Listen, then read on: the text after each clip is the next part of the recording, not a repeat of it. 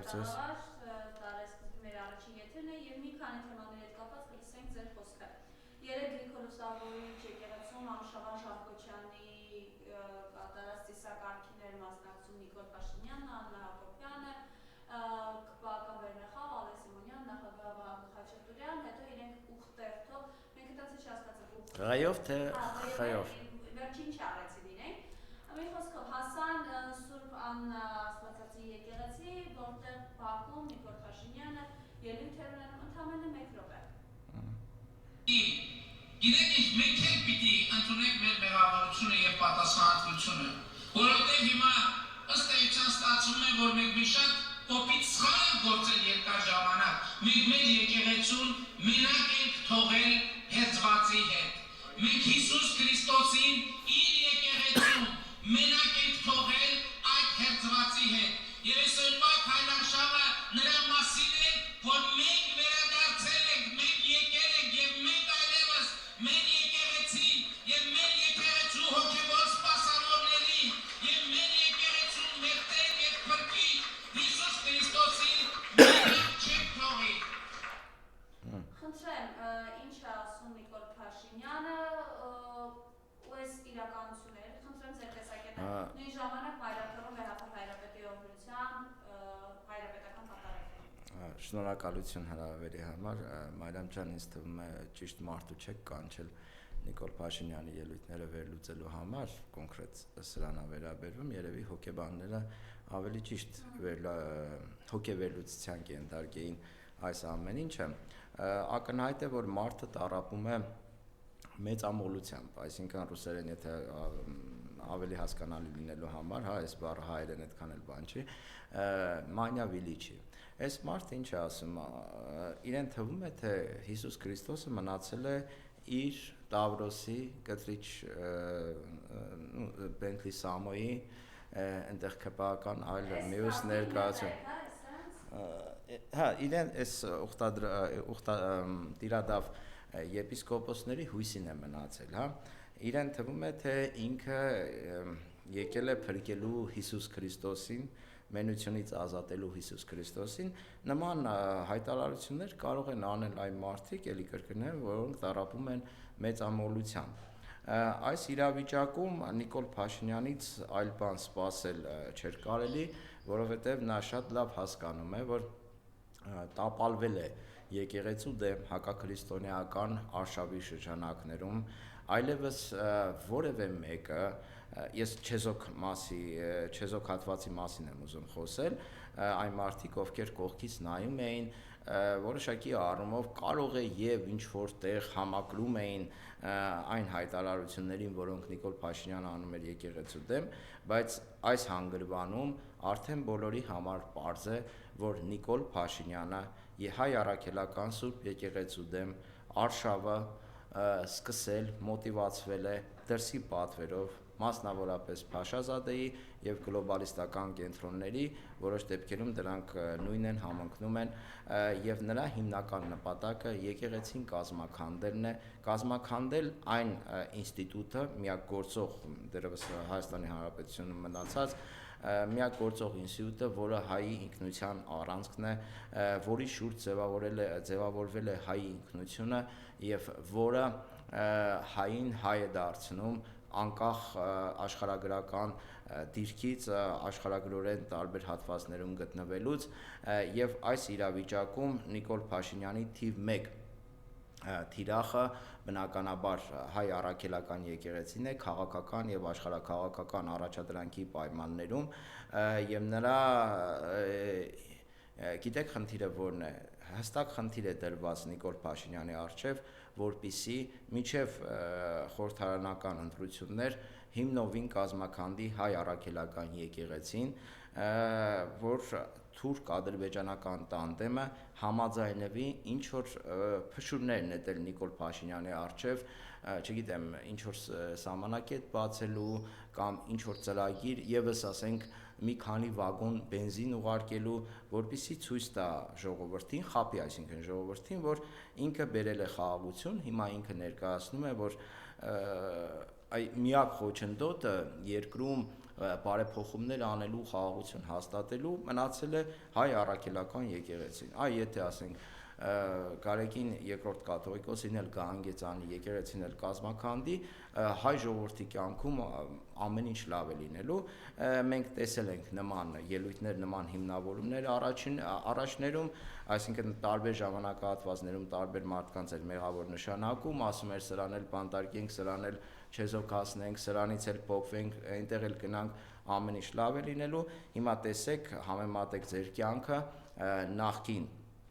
տարիների հետ, տեսեք ինչքանով է փոխվել եւ արդյոք փոխվել է դեպի լավը։ Այսինքն պարզ է, որ Նիկոլ Փաշինյանը, ելի կրկնեմ, տապալվել է եկեղեցու դեմ պայքարում եւ այդ տապալումը հստակ զգացվեց այն ժամանակ, երբ Կճոյանին բերես նստացրեց իր կողքը, ոչ միայն Կճոյանին, այնտեղ Վազգեն Միրզախանյանը մնացածը, որոնք եկեղեցու համար անպատվություն են հանդիսացել միջև այդտեղ նստելը, ուղղակի չէր բարձրաձայնվում այդ ամեն ինչի մասին, եւ դա հստակ երևում է նրա կողմից կազմակերպած այդ թատերական շոուի երևաց այդ շոուի ժամանակ, այնտեղ մեկը ղեյով, ուխտ երթ ղեյով էին, մեկը Հարգելի Մարիամ, ես իմ ինտելեկտը վիրավորված եմ զգում այդ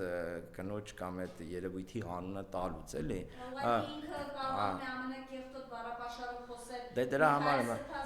սրբազանների հասցեին։ Դրա համար եմ ասում, որ ասենք այդ նման երևույթներին քննարկելը իմ ինտելեկտի համար վիրավորական է,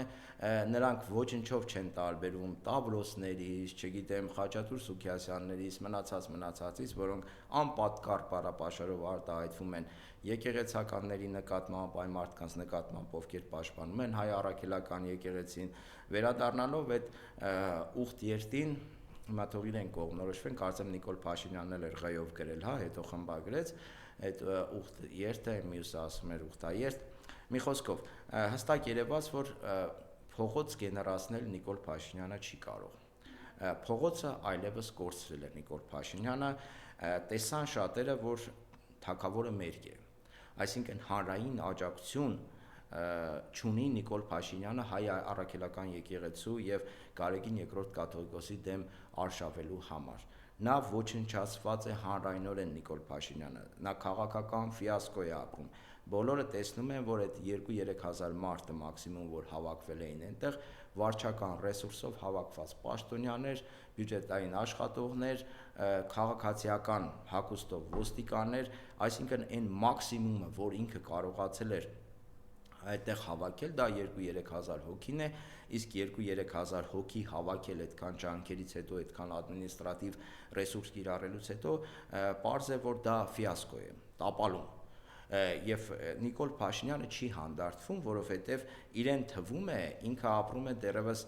անցյալի ժամանակահատվածում, երբ կարողանում էր մասաներ դուրս բերել փողոց այս կամ այն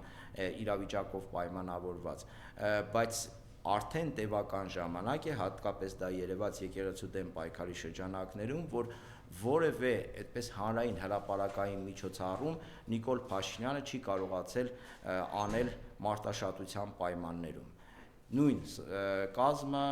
նույն պաշտոնյաները, նույն գռեհիկ պահվածքը իր այդ թիմակիցների կամ իր աջակիցների կողմից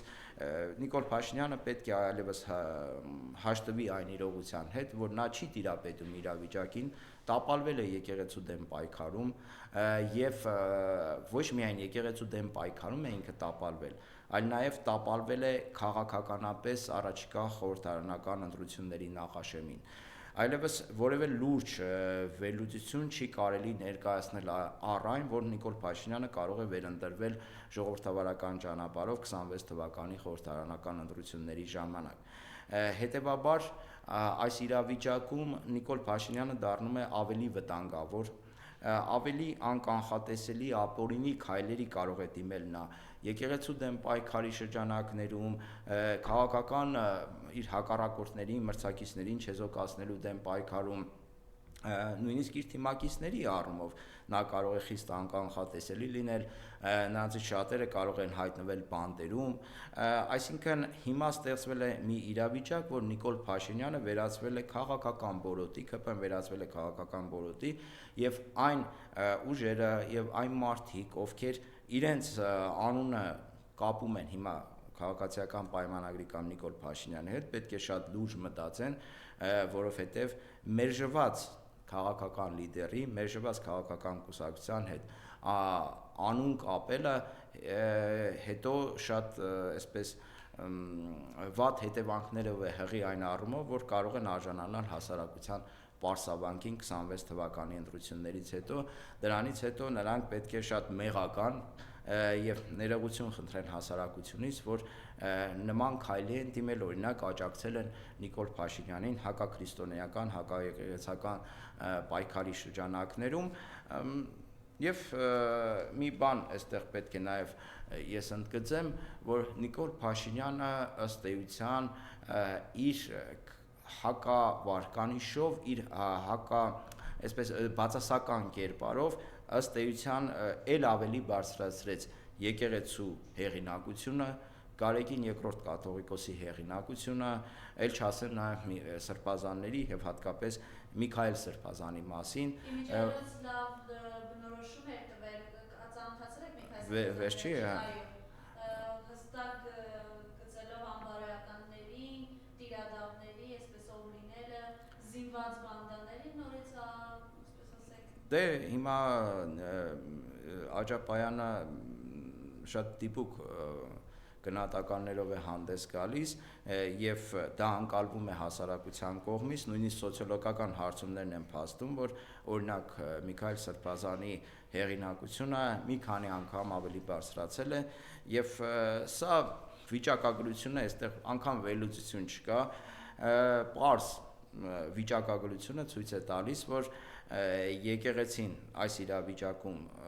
հասարակության սերը, հարգանքը վայելելու, վարկանիշ ունենալու տեսանկյունից ջախջախիչ պարտության է մատնել Նիկոլ Փաշինյանին, իր խմբակին եւ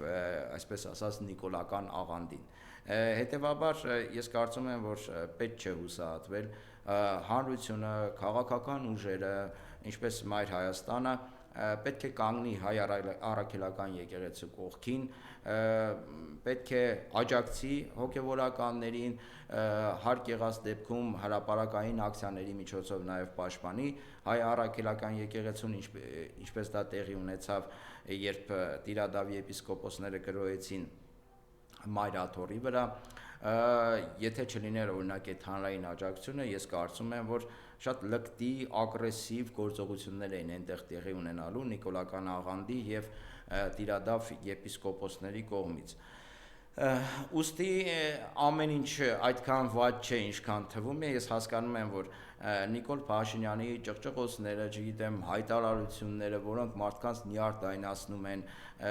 մարդկանց հունից հանում են, նրանց բարձրացրած աղմուկը մի կողմ թողեք, այդ քարոզչական փոշին մի կողմ տարեք, կտեսնեք, որ ըստ էության Նիկոլ Փաշինյանը անընդհատ գահավիժում է, անընդհատ փորձում է հասնել անդունդի հատակին, իսկ դրան հակառակ հայ առաքելական եկեղեցին, այն քաղաքական գործիչները, այն քաղաքական ուժերը, ովքեր պաշտպանում են հայ առաքելական եկեղեցուն անկեղծ մղումներով, ընդհակառակը դրա հարություն աշճան հակառակ process-ով են առաջ գնում։ Եվ դրանից Նիկոլ Փաշինյանը ահա որ կատաղում է, ես համոզված եմ, որ առաջիկայում էլ նա կարող է դիմել սադրանքների, ես այդ սադրանքների այսպես նշանները տեսա այս վերջի ելույթում, որտեղ նա խորհուրդում է իր կողմնակիցներին, իսկ չգիտենք այդտեղ ազնիվ մղումներով քանի կողմնակից կար, ասենք 1, 2, 3 մաքսիմում, խորհուրդում է մտնել պատարակների ժամանակ, խանգարել, գոռգոռալ, իբր խոչընդոտել, որ Գարեգին II-ի անունը հնչեցվի պատարակների ժամանակ, այսինքն սա հստակ սադրանքի առաջադրանք է իր կողքը կանգնած մարդկանց, ես չգիտեմ, օրինակ ինքը կարող է, օրինակ ասենք քաղաքացիական հագուստով ոստիկանների ուղարկի այնտեղ կարգը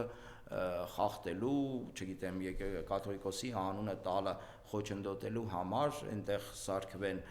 բախումներ եկեղեցու ներսում, դուք պատկերացնում եք դա ինչ է նշանակում։ Ես համոզված եմ, որ անկեղծ մղումներով Նիկոլ Փաշինյանի կողքին այդ առաջադրանքը կատարելու համար 3 հոգի անգամ չկա կանգնած։ Եվ այն մարդիկ, ովքեր հավաքվել էին Նիկոլ Փաշինյանի կողքը 1 օր առաջ, դա իշխանության ռեսուրսն է, դա Նիկոլ Փաշինյանի ռեսուրսը չէ, եւ բոլորի համար է պարզ, եթե Նիկոլ Փաշինյանը չունենար իշխանություն, այդ հրապարակում անգամ Չալոն կանգնած չէր լինի, Չալոն անգամ իր կոչից չէր արձագանքի։ Շներ կան, որ որոշ մարդկանցից շատ ավելի արժանապատիվ եւ ճիշտ արարածներ են։ Պարոն Մախասյան, ձեզ համար հասկանալի է Խաչատուր Սուքասյանի երեկվա այդ պահվածքը հունից դուրս գալը, ինչով է պայմանավորված։ Դե ինչով պետք է պայմանավորված լինի, մարդիկ տեսնում են, որ ակնհայտ իրենց Նիկոլ Փաշինյանը, չգիտեմ, ստիպողաբար համոզելով ֆինանսական ինչ-որ բաներով գրգռելով իր հետ տանում է նրան նման տիրադավ ակցիաների եւ երբ նրան արդեն դեմ երեսի հարց ես տալիս, թե ես ինչ ես անում ես տիրադավների շրջանում, նո առանձնապես ինքը հեռու էլ չէր այդ շրջանակներից, բայց պես հրապարակային աջակցել հակաքրիստոնեական ակցիաներին, եկեղեցին կազմաքանդելու գործին, բնական էր, որ արձագանքը պետք է լինի նման ագրեսիվ, որովհետև ոչ մեկ չի սիրում, երբ իր երեսին ասում ես, թե ինքը իրենից ինչ է ներկայացնում, ինչ գործողությունների մասնակցում, եւ բնական է, որ առաջի շարքերում նաեւ պետք է լիներ Խաչատուր Սուքասյանը, որովհետև ադրբեջանական բենզինի թիվ 1 շահառուն, ադրբեջանական բենզին Հայաստանում վաճառելու թիվ 1 շահառուն Խաչատուր Սուքասյանն է, բա ինքը չլինի ով լինի, բա Փաշազադեի հրահանգները ինքը չկատարի, ով կատարի։ Ես ընդհանրապես չեմ ուզում իջնել իր մակարդակին, երբ նա ասում է, ով որ մտածում է, թե մենք եկեղեցին կազմաքանդում են, ուրեմն սրիկաներ են, ժողովուրդը հստակ գնահատական տվել է ու տալու է, թե ովքեր են սրիկաները, ովքեր են հայրենավաճառները, ովքեր են այրան վրա հարստացողները, ովքեր են ադրբեջանական բենզինով եւ մնացած այլ ապրանքներով հարստացողները, հետեւաբար այդ իր մակարդակին իջնելը ես իմ արժանապատվությունից ցածր եմ համարում եւ ժամանակը կգա եւ ժողովուրդը իր գնահատականը կտա Խաչատուր Սուքասյաններին, Տավրոսներին, չգիտեմ, Նիկոլ Փաշինյաններին, մնացածին, ովքեր այդտեղ մասնակցում են նման խայտարակությունների, եւ ես մեկ անգամ նաեւ նշեմ, իրենք անցկացնում են այս համատեքստում ճիշտ կլիներ այդ ամեն ինչը արձագանքել, քանի որ այդ Թալինի քաղաքապետ Տավրոսը վերջին շրջանում դարել է նիկոլականների ամենասիրած հերոսը, Սուրբ հետո արդեն Թալինում Սուրբ Ծննդյան պատարագի հետ կապված նա ըստ էության խոչընդոտել եւ տապալել է պատարագը ամենալկտի բառապաշարով, ամենալկտի պահվածքով եւ նա իրոք Նիկոլ Փաշինյանի ժամանակների հերոսն է, նա այն մարդն է, որը շատ կարճ ժամանակում կարող է Նիկոլ Փաշինյանի հրահանգով գրոհել Մայր տաճարի վրա, բարձրանալ մագլցել տաճարի պատերին հոգևորականներ հայոել, հետո շալվարը տարեց կնոջ առաջ իջեցնելու պատրաստակամություն հայտնել, հետո Թալինում խոչընդոտել նռնորներքի կարգը, հետո դրանից հետո Սուրբ Ծննդի օրով տապալել պատարագը, սա նիկոլական հերոսի իսկական կերպար է եւ այն մարդիկ, ովքեր ցանկանում են, հա, ինչ որտեղ կանգնել այս տիրադավ հակաքրիստոնեական արշավի շարքերում կամ մոտ կանգնել այդ շարքերին, թող մտածեն, որ իրենք կանգնում են Տավրոսների կողքը, իրենք կանգնում են Կճոյանների կողքը, իրենք կանգնում են Վազգեն Միրզախանյանների կողքը, իրենք կանգնում են նմանատիպ նիկոլականների եւ բնականաբար Նիկոլ Փաշինյանի կողքը։ Հետևաբար թող երկար մտածեն, որովհետեւ այդ նզովքը, որով իրենք այդ իրենց քայլերով կարող են իրենց վրա բերել, սերնդեսերուն չի մաքրվելու։ Հետևաբար թող երկար մտածեն գործողություններ անելուց առաջ։ Ես Նիկոլական այդ փոքր խմբակին որևէ բան չունեմ ասելու, իրանք արդեն իսկ դատապարտված են։ Երեք այդ մեր գործընկեր Սյուզի Բադրանն էր, որ տեսանյութերը հրապարակում է Սուրբաննայի եկեղեցու բակում, ուղղակի զզվելի էր այդ նիկոլականներից մեկը նայում է կնոջը, նայում է կամերային ու բերանից ձայներ արձակում ուղղակի։ Հա, բայց ինչ կա զարմանալու, եթե իրենց բնականում պահելաձևն է մայր տաճարում նման երևույթներ մենք էլի տեսանք, հա, երբ որ հարձակվել էին մայր տաճարի վրա, անպարկետ շարժումներ, հայհոյանքներ, այսինքն եթե դուք կանգնում եք այդ շարքերի մոտ, ուրեմն դուք նույնացնում եք ձեզ այդ մարդկանց, որոնք արժանանում են հանրային պարսավանքի, որոնց վարկագիծը եղկելի է, որոնք ընդհանրապես կարող էին ինքնահարտահայտվել միայն նման լկտի ձևերով եւ պահվածքով, այսինքն իրենք հասարակության այդ լկտիությունից բացի ուրիշ բան չեն կարող տալ վաճառել Նիկոլ Փաշինյանի վրա, որովհետեւ այդ մարդկանց կարիքը Նիկոլ Փաշինյանը ունի։ Այլ իրավիճակներում նման մարդիկ ուղղակի կգտնվեին հասարակության լուսանցքում, կլինեին մերժված բոլոտ, որոնց հետ ասենք նույնիսկ երկու խոսք փոխանակելը բարևելը կլիներ հանրային ամոթ։ Բայց հիմա այնպիսի ժամանակներ է, ոչինչ, շատ կարճ է մնացել, հիմա այնպիսի ժամանակներ է, որ կան այդ մարդիկ հանրային լայն դիրույթում քարոզչական հարթակներում, մի քիչ սպասեք, այդքան բանի միջով անցել ենք, այս 6 ամիսն էլ կարող ենք հանդուրժել եւ դրանից հետո արդեն կգա մաքուր ժամանակներ, այդպես ասեմ։ Իրանանորյա ուղերձում Նիկոլ Փաշինյանը ասաց ապագան եկել է, ապագան սա է, որ ես ձեզ խոստանում եի եւ 2026-ին ժողովուրդը կգնա, այս մեր դերած խաղաղությանը կքվեարկի եւ այս այդ ապագաները։ Տեսեք, ապագան իրոք եկել է Նիկոլ Փաշինյանի եւ իր մերձավոր շրջապատի համար, ես դա չեմ կարող շղթել, այ հարցը թե ապագան Նիկոլ Փաշինյանի պատկերացրած եկել է սովորական քաղաքացիների համար, այս առումով ես վստահ եմ, որ նման բան չի էլ սպասվում առաջիկայում, եթե անգամ Նիկոլ Փաշինյանը 40-30 տարի իշխի, այդ մարդիկ մնալու են նույն սոցիալական կարգավիճակում, իրենց մոտ ոչինչ չի փոխվելու, բայց Նիկոլ Փաշինյանի ընտանիքի, իր մերձավոր ազգականների մոտ ամեն ինչ փոխվում է դեպի դրականը, հատկապես ֆինանսական առումով նրանք հաղթահարել են իրենց գրպաններում աղքատությունը ուղեղներում իրենք այդ առումով չեն փայլել երբևէ, հիմա էլ դժվար փայլեն ուղեղներով էլի ինչ որ բանում։ Այդ ժողովրդի համար է ասում, բայց օրինակ ասենք ես մամուլում կարդացի, հերքում միջև հիմա չկա, Աննա Հակոբյանը, որը հանդիսանում է Նիկոլ Փաշինյանի կինը եւ ինչ որ հիմնադրամի նախագահ է կամ չգիտեմ ինչ ղեկավար է,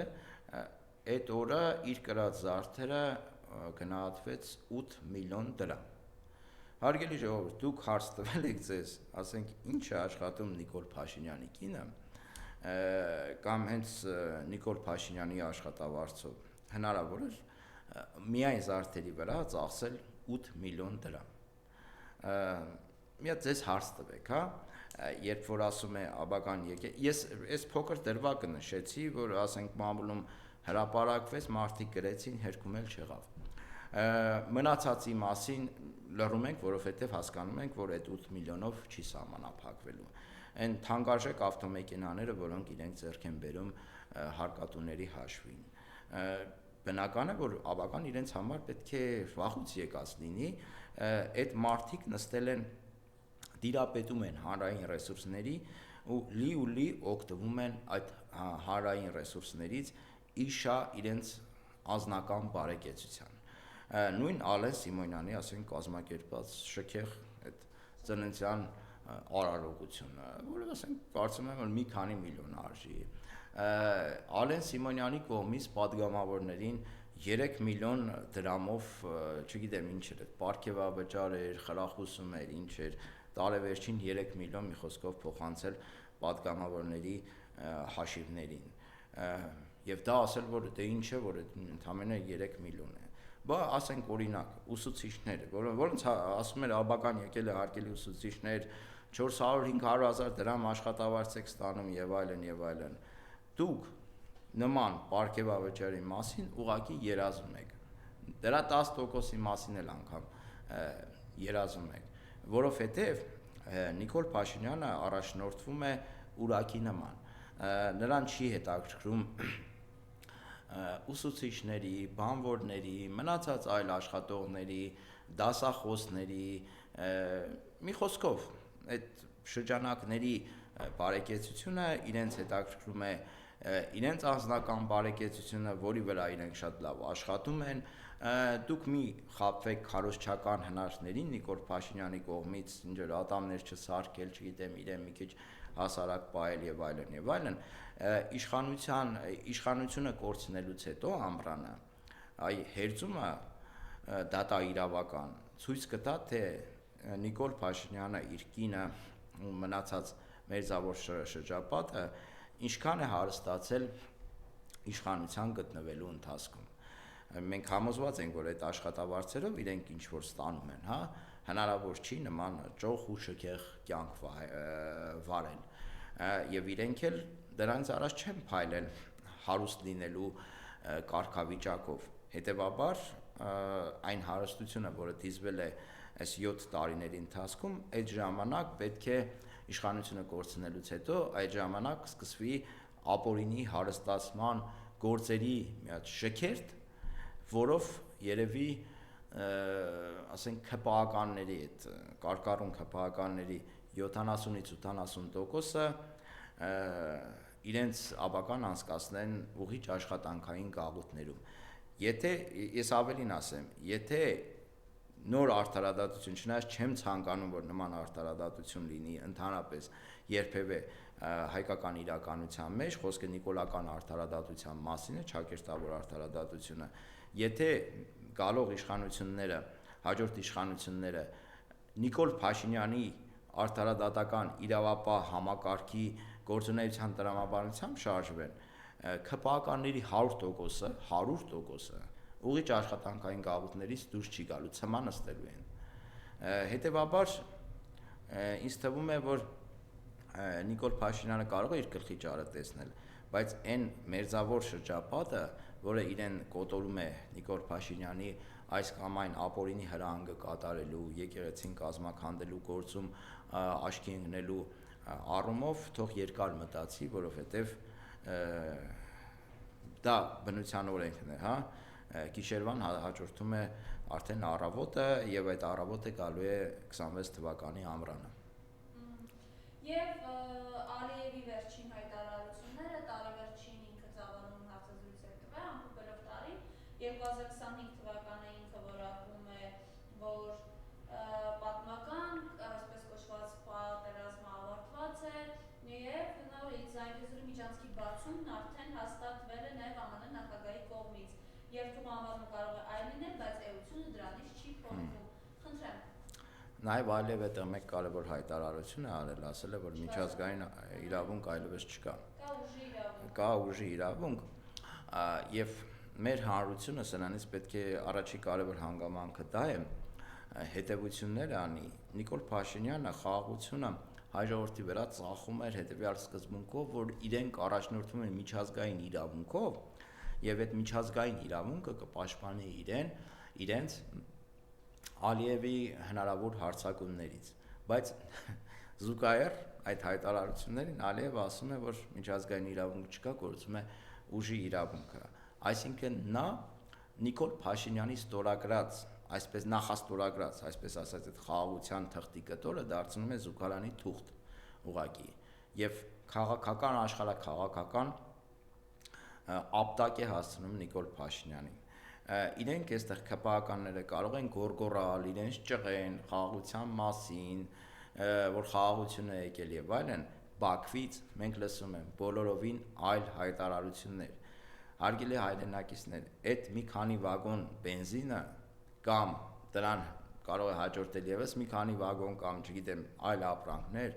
դրանք ոչ մի բանի մասին են։ Դուք լսեք Ալիևին, Ալիևի հայտարարությունները եւ հետեւությունները արեք։ Այսքան ժամանակ Ալիևը ինչ հայտարարություն արել է, որոշ ժամանակ հետո դա կյանքի է կոչվել։ Դա կյանքի է կոչել Նիկոլ Փաշինյանը, այդպես ասենք։ Ինչ ասել է, եղել է։ Ինչ պարտադրել է Նիկոլ Փաշինյանը գլուխը կախարել է, սահմանադրությունը փոխելուց սկսած, վերջացրած եկեղեցու դեմ պայքարով եւ մի շարք այլ հանձնարարականներ եւ պարտադրանքներ։ Հիմա որ ինքը ասում է գործում է ուժի իրավունքը, դա նշանակում է, որ եթե Ալիևը հարկ համարեց, ստեղծվեց բարենպաստ իրավիճակ, օրինակ Սյունիքը, Վայոց ձորը, Սևանը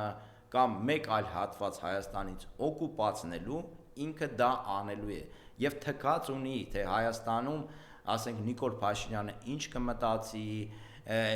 ինչպես կներկայացնի այդ ամեն ինչը։ ՄԱԿ-ում ինչպես կարձագանքի։ Ընդհանրապես ոչ ՄԱԿ-ը կապ ունի, ոչ Եվրամիությունը, ոչ այդ Եվրոդիտորդները դրանք ուղղակի հետախուզական նպատակով այդտեղ հայտնված հատուկ ծառայությունների ներկայացուցիչներ են, որոնք հավաքում են որոշակի տեղեկատվություն կենտրոն փոխանցելու համար։ Այդքան բան իրենք անվտանգություն չեն ապահովելու։ Միջազգային խաղի կանոնները ֆունդամենտալ փոխված են։ Երբ որ Ալիևը ասում է, որ չկա միջազգային իրավունք, նա իրականում ճիշտ է ասում, որ պետք է հիմնվել բանակի վրա, նա ճիշտ է ասում, իր տեսանկյունից շատ ճիշտ է ասում եւ շատ ճիշտ քաղաքականություն է վարում։ Այլ հարց է, որ Նիկոլ Փաշինյանը հայ ժողովրդին համոզում է, որ կա միջազգային իրավունք եւ կզած գնալ խաղաղության եւ թուրքի կոշիկ լիզելը դա խաղաղություն համարել է եւ պատերազմից խուսափել է։ Դա ուղղակի աշխարհակաղակական ինքնասպանություն է, դա նոր արավիրքներ, նոր այրուններ գեներացնելու ուղիղ ճանապարհ է։ Դուք տեսաք ինչ տեղի ունեցավ Վենեսուելայում։ Սա միջազգային ես չեմ ուզում անդրադառնալ մանրամասներին եւ այլն։ 4 փաստեր Միացյալ Նահանգների նախագահի հրահանգով տեղի ունեցավ կոպիտ ռազմական միջամտություն այլ պետության ներքին գործերին, որը ավարտվեց այնտեղի գործող նախագահի առևանգմամբ։ Այսինքն սրանից ավել կոպիտ միջամտություն այլ երկրի գործերի հնարավոր չէ պատկերացնել։ Սրանով փլուզվում է ամբողջ աշխարհակարգը, միջև այս գործող, քիչ թե շատ գործող, չնայած նախկինում էլ նման դեպքեր տեղի են ունեցել, բայց սա արդեն կուլմինացիան էր եւ սա մենք ասենք 10 քանի հազար կիլոմետր հեռավորության վրա գտնվող շատերին կթվա թե այդ հեռավորության վրա գտնվող Վենեսուելա, Միացյալ Նահանգներ որևէ խնդիր չեն լուծելու, մեր վրա որևէ ազդեցություն չի ունենալու, բայց ես դες վստահեցնում եմ, որ դրանից հետո Ալիևի արած հայտարարությունը դրա ուղիղ տրամաբանական շարունակությունն է։ Ալիևը անկեղծորեն հայ ժողովրդին, հայ ազգին, Հայաստանի Հանրապետությանը տեղեկացնում է, որ անհրաժեշտության դեպքում ինքը վարվելու է այնպես, ինչպես վարվեց Թրամփը Վենեսուելայի հետ։ Եվ դա կարող է չլինել, ասենք, նախագահի կամ պաշտոնյայի առևանգում, բայց դա էլ կարող է լինել, հավաստիացնում եմ ձեզ։ Դա կարող է լինել տարածքների օկուպացիա, դա կարող է լինել կոմունիկացիաների օկուպացիա, դա կարող է լինել կետային ռազմական հարվածներ, ասենք կարող է Ալիևը որոշել, որ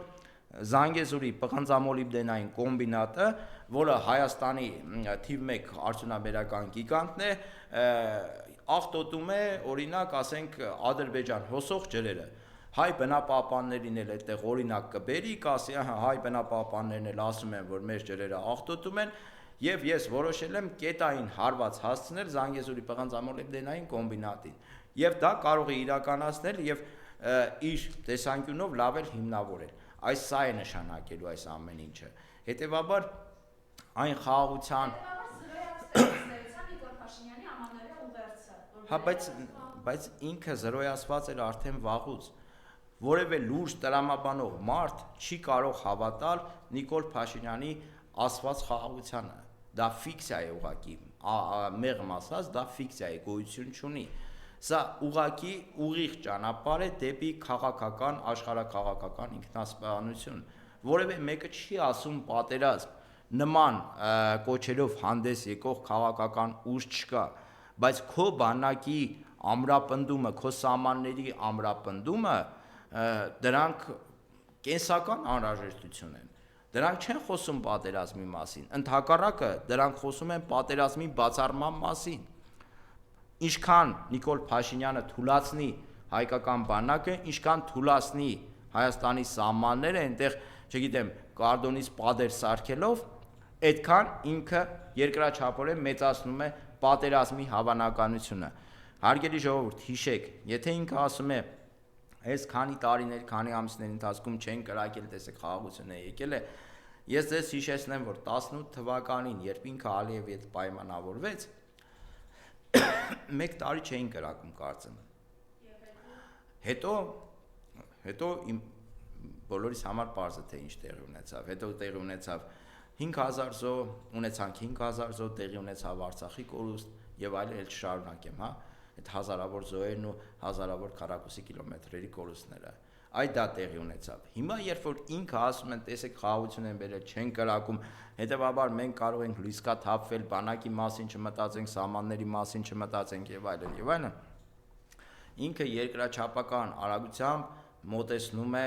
պատերազմ Հայաստանին, երբ իրենք ասում են, որ մենք խաղաղության կուսակցությունն են, հասկացեք ուղիղ հակառակը, Նիկոլ Փաշինյանը իր ԿՊԱ-կան խմբակը դա պատերազմի կուսակցություն է, նա պատերազմ է բերելու, նա ավեր է բերելու, նա կոտորած է բերելու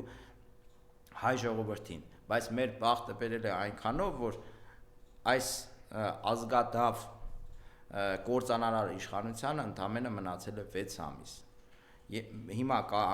կարևոր խնդիրը 6 ամիս դիմանալ, թույլ չտալ, որ Նիկոլ Փաշինյանը վերջնականապես կազմաքանդի Հայաստանի անվտանգային համակարգը, կազմաքանդի Հայաստանի Հանրապետությունը։ Այս գերխնդիր է առաջիկա 6 ամիսների ընթացքում։ Ես եմ շնորհակալ։